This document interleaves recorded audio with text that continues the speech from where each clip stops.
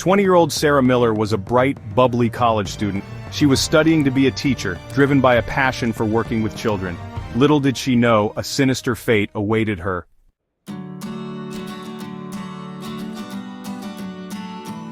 The voice on the other end of the line was warm and friendly. Without hesitation, Sarah agreed to take the job. She quickly jotted down the address, a quiet suburban home on the outskirts of town. After confirming the details, Sarah grabbed her things and told her roommate she'd be back later that evening. Sarah left their dorm room, her usual cheerful self, unaware that this would be the last time her roommate would see her. As Sarah pulled up to the house, she noticed it was larger than she expected, a two-story colonial with a neatly manicured lawn.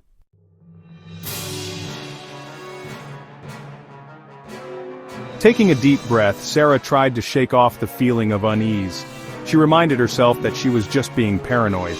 She grabbed her bag and got out of the car.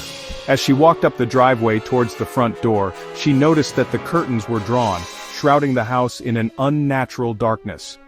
Reaching the front door, Sarah rang the doorbell. Just as she was about to call the number from her notepad, she heard a noise from inside the house.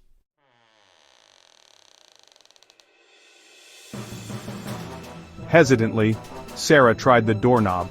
To her surprise, it was unlocked. She pushed the door open slowly, peering into the darkened house. "Hello?" she called out, her voice trembling slightly. There was no reply. Stepping inside, she fumbled for the light switch, but it didn't seem to work. The house remained cloaked in darkness, the silence now almost unbearable. Turning to leave, Sarah decided to trust her instincts.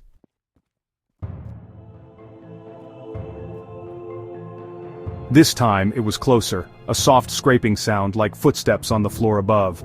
Frozen in place, Sarah listened intently, her breath catching in her throat. The sound came again, slow and deliberate, followed by a low creak.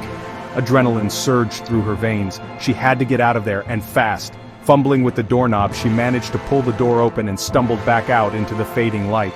As she turned to run, she noticed something strange. Her car, which she had parked directly in front of the house, was gone.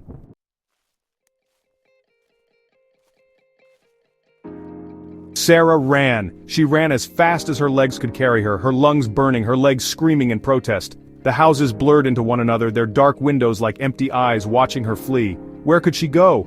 Who could she turn to? Her phone. She had her phone in her pocket. Frantically, she fished it out, her trembling fingers struggling to key in the emergency number.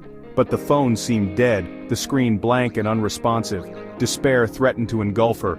She had to find help, but the neighborhood seemed to stretch on forever.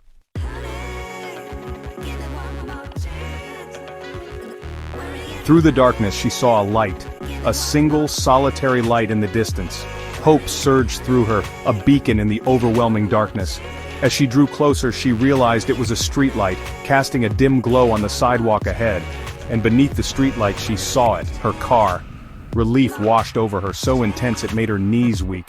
But why was it parked beneath the streetlight, further down the road than she remembered?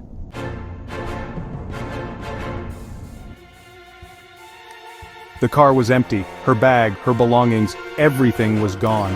It was as if she had vanished into thin air, leaving no trace behind but a running car, and a sense of unease that clung to the air like a shroud. The streetlight cast long, distorted shadows that danced and flickered in the night breeze. She was alone, more alone than she had ever felt in her life. Panic welled up inside her, threatening to consume her.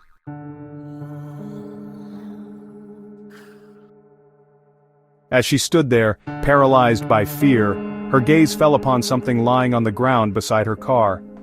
It was a piece of paper, illuminated by the streetlight's dim glow. With trembling fingers, she reached down and picked it up. Don't trust anyone.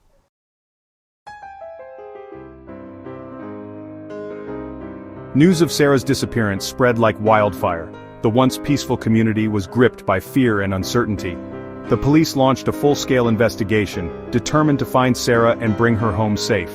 Detectives scoured the neighborhood, interviewing residents, searching for any clue that could lead them to her whereabouts. They combed through Sarah's life, looking for any connection, any reason why someone would want to harm her. But the investigation seemed to hit dead end after dead end.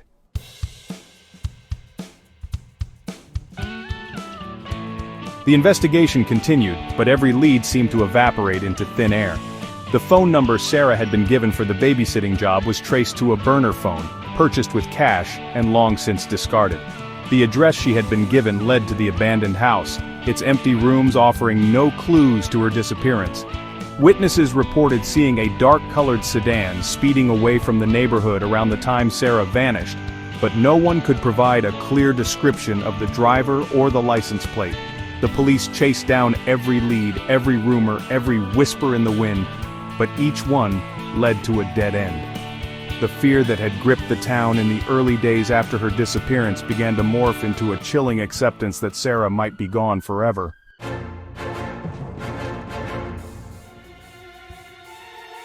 Just when the investigation seemed to have reached a standstill, a breakthrough came from an unexpected source. A woman, claiming to have information about Sarah's disappearance, contacted the police. She was hesitant at first, clearly frightened, but she eventually agreed to meet with a detective at a safe location. Her story sent shockwaves through the investigation. The woman, who worked as a clerk at a local convenience store, recognized Sarah from the missing person flyers plastered all over town. She remembered Sarah purchasing a few items from the store a few days before her disappearance.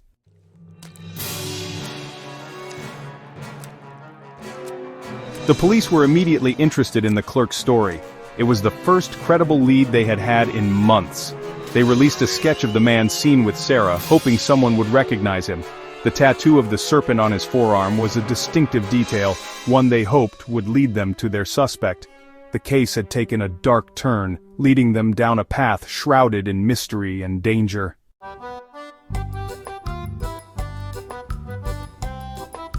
Days turned into weeks, weeks into months. The passage of time did little to heal the wounds left by Sarah's sudden disappearance. Sarah's disappearance became a gaping wound in the heart of her family. The once happy family photos now seemed incomplete, a stark reminder of the void she left behind. Her parents, once full of life, were now shadows, their faces etched with worry and grief. They clung to each other, finding solace in shared memories and the hope that one day, Sarah would return. Their home, once filled with Sarah's laughter and warmth, was now shrouded in a heavy silence, a constant reminder of their loss. The rooms felt colder, the air heavier, as if the house itself mourned her absence. Each passing day brought fresh waves of despair, a relentless tide threatening to pull them under. The family struggled to stay afloat, clinging to the hope that Sarah was still out there, somewhere. Sarah's mother, once a vibrant and energetic woman, could barely summon the strength to get out of bed. Her days were spent in a fog of sorrow, her nights haunted by dreams of her missing daughter. The pain of not knowing, of not being able to hold her daughter, to tell her how much she was loved, was a constant ache in her heart. She would often find herself staring at Sarah's photo, tears streaming down her face. She clung to Sarah's belongings, her clothes, her books, her favorite blanket, as if they held a part of her missing daughter. Each item was a precious link to the past, a tangible connection to the girl she longed to see again. The scent of Sarah's perfume, faint and fading, was both a comfort and a torment. It brought back memories of happier times, but also underscored the painful reality of her absence. Sarah's father, a tower of strength in the face of adversity, found himself crumbling under the weight of his grief. He had always been the rock of the family, but now he felt helpless and lost. He spent his days poring over the case files, determined to find the missing piece of the puzzle that would lead him to his daughter.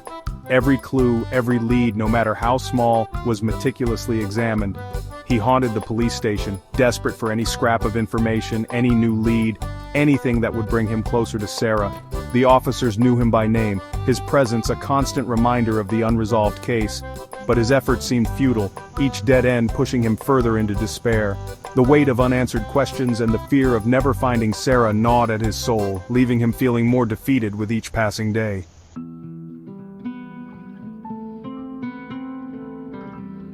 Sarah's friends refused to let her memory fade. They organized vigils, candlelight marches, and fundraisers, determined to keep her case in the public eye. They printed t-shirts with her picture, her smiling face a constant reminder of the young woman who had been stolen from them. They shared her story on social media, hoping to reach someone, anyone, who might have information about her whereabouts. The community, once shaken by Sarah's disappearance, seemed to have moved on. Life went on as it always does, but for Sarah's family and friends, the world had stopped turning. They were stuck in a nightmare, a never-ending cycle of hope and despair. The lack of answers, the uncertainty of her fate, gnawed at their sanity. The police investigation, though ongoing, seemed to have hit a wall. The trail had gone cold, the leads had dried up, and the case had faded from the headlines.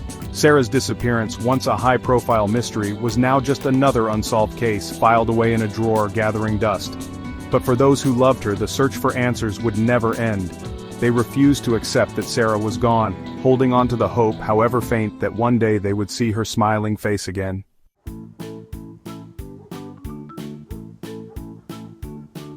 Sarah Miller's disappearance sent shockwaves through the community, a tight-knit group that had always prided itself on its safety and unity. It was a stark reminder that even in the safest of places, darkness can lurk, hidden in the shadows of everyday life. The once peaceful town, where neighbors knew each other by name and children played freely in the streets, was now shrouded in a perpetual sense of unease. The vibrant community spirit that had defined the town was replaced by a haunting silence. The fear that had gripped the town in the early days after Sarah's disappearance lingered, a palpable presence in the air that refused to dissipate. It was as if the very essence of the town had been altered, leaving behind an unsettling atmosphere.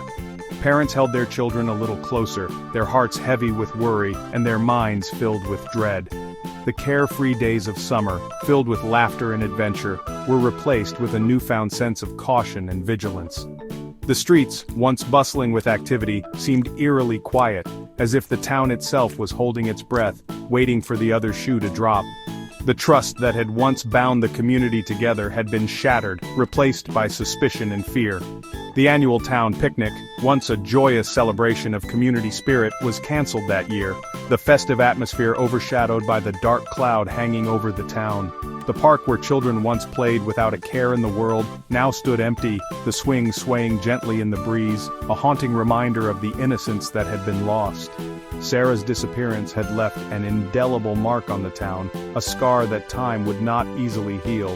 The once tight-knit community now found itself fractured, with neighbors eyeing each other with suspicion and distrust. The sense of unity that had once been the town's strength was now its greatest weakness as fear and uncertainty took hold. The community gatherings that had once brought joy and togetherness were now marred by an undercurrent of fear. The festive decorations that once adorned the park now seemed out of place, a stark contrast to the somber mood that had settled over the town. The once vibrant playground, filled with the sounds of children's laughter, now stood silent and abandoned. The gentle creaking of the swings in the breeze served as a haunting reminder of the innocence that had been lost. The town, once filled with life and laughter, now felt like a ghost of its former self. Sarah's disappearance had left an indelible mark on the town, a scar that time would not easily heal. The community, forever changed, would carry the weight of this tragedy for years to come.